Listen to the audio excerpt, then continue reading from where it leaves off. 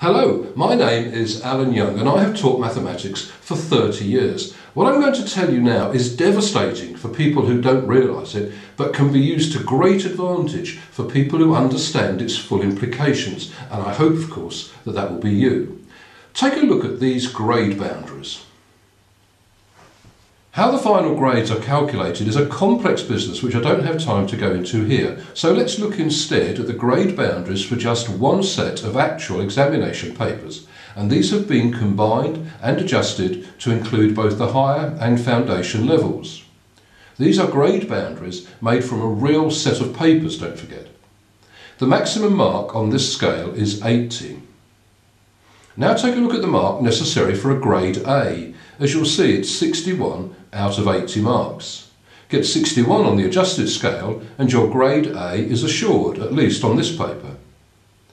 Now look at the marks necessary for a grade C, 49 to 54.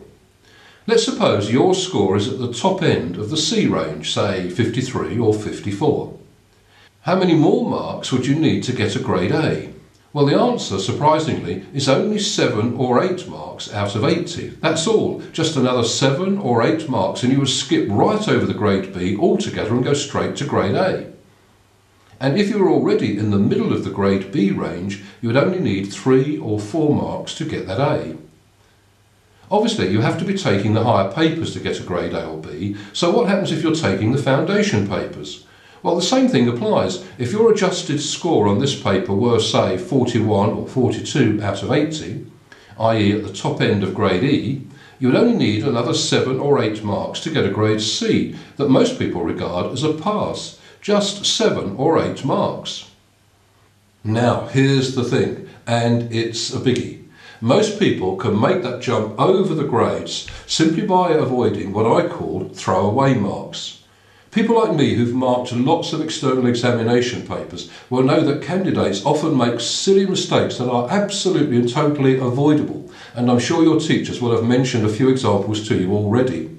Surprisingly, not knowing multiplication tables is very common.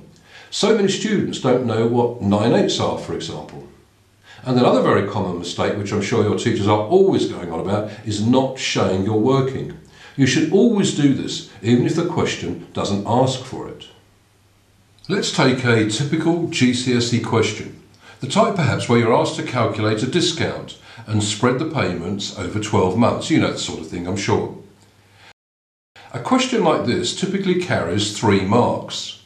If you make a simple tables error, that's 1 mark, and if you don't show the working and make an error, the examiner has nothing to give you marks for, so that's 3 marks lost straight away. You can see it won't be long before you've lost enough marks to take you down a whole grade, or perhaps even 2. But you know what the biggest mistake of all is? It's telling yourself that you're able to answer every GCSE question absolutely perfectly, when in fact you're not able to do so. It's a matter of pride, really. Now, the only way to be certain that you're able to answer questions properly is to check your answers against model answers to lots and lots of GCSE type questions.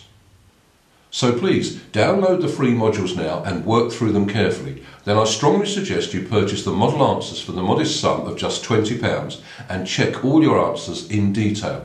By doing this, you will see where you are throwing away marks and reduce the number that you're likely to have in the real examinations. It's the fastest and most efficient way of making sure you get the grade that you need. Let me put it this way. If you don't get the grade you want, and you may miss by just a couple of marks, remember, what are you going to do? Accept that you can't get to the university you want to attend, or get the type of job you would really love, or are you going to do a resit next year?